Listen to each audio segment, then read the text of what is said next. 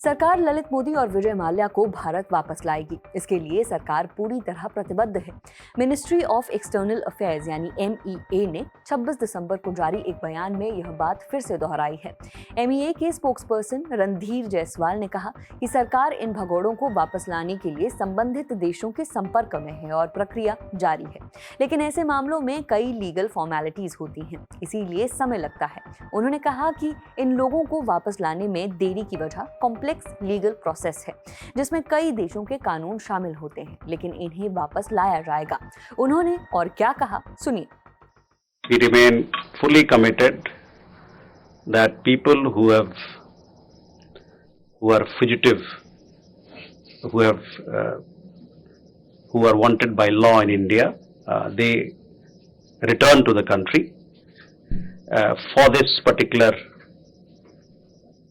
return, we are in talks with several governments and processes are on. As you know, in several of these cases, there are several layers of legalities which are involved in it. But we remain committed to bring them back to the country so that they can face trial before the courts here.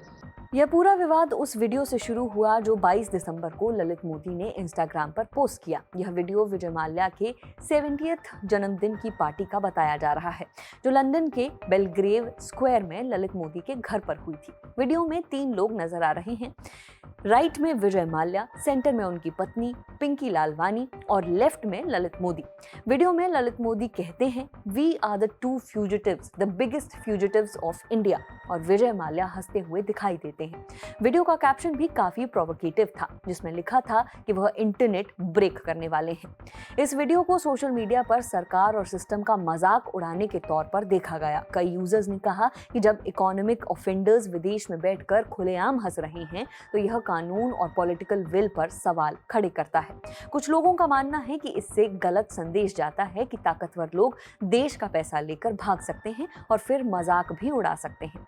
Social media पर लोग उस system से गुस्सा नजर आए जहां एक तरफ आम आदमी बैंक की EMI नहीं चुका पाए तो नोटिस आ जाता है, और दूसरी तरफ हजारों करोड़ के मामलों में आरोपी विदेशों में पार्टी करते दिखते हैं और उसी पार्टी से ऐसी बातें कहते हैं जो उन सभी लोगों को नीचा दिखाती है। आपको याद दिला दें, विजय माल्या को जनवरी 2019 में इंडिया की एक स्पेशल कोर्ट ने फ्यूजिटिव इकोनॉमिक ऑफेंडर यानी भगोड़ा आर्थिक अपराधी घोषित किया था। उन पर आरोप है कि उन्होंने भारतीय बैंकों का करीब 9,000 करोड़ रुपए का कर्ज नहीं चुकाया। इससे पहले मार्च 2016 में विजय माल्या भारत छोड़कर चले गए थे, या कह सकते हैं कि भाग गए थे। माल्या पर मनी लॉन्ड्रिंग के केस चल रहे हैं। प्रत्यर्पण यानी एक्सट्रेडिशन की कानूनी प्रक्रिया भी लंबी चली, मगर हकीकत तो यही है कि माल्या आज भी भारत से बाहर हैं और पार्टी करते हुए इस तरह के वीडियो बना रहे हैं। उनके साथ वीडियो में नजर आ रहे हैं ललित मोदी, जो 2010 में भारत छोड़कर चले गए थे। वही ललित मोदी जो इंडिया के पॉपुलर क्रिकेट टूर्नामेंट IPL के पहले कमिश्नर रहे हैं। ललित पर टैक्स चोरी, मनी लॉन्ड्रिंग और IPL के ब्रॉडकास्ट राइट्स में गड़बड़ी जैसे गंभीर आरोप हैं। ED का दावा है कि 2009 में IPL की मीडिया राइट्स डील में करीब 125 करोड़ रुपए की रिश्वत से जुड़ा मामला सामने आया था। ये आरोप अदालतों में है, जांच एजेंसियों के पास है, लेकिन ललित मोदी भी भारत लौटकर कानूनी प्रक्रिया का सामना नहीं कर रहे हैं। और यही वो पॉइंट्स है जहां से यह वीडियो सिर्फ एक सोशल मीडिया क्लिप न रहकर एक बड़ा और क्रिटिकल सवाल बन जाता है।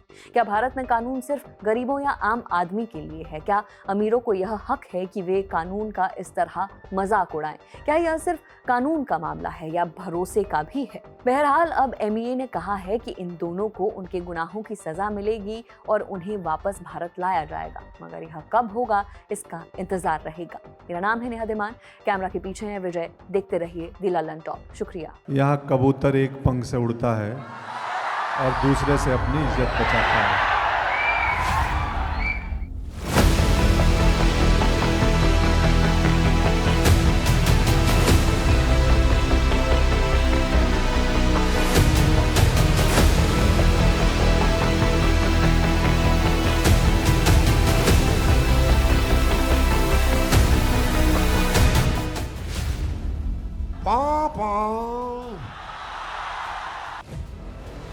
रील नहीं, बिहार वाली रियल वाइब्स चाहिए तो 10 जनवरी को आइए बापू सभागार पटना, जहां सजेगा लल्लन टॉप अड्डा।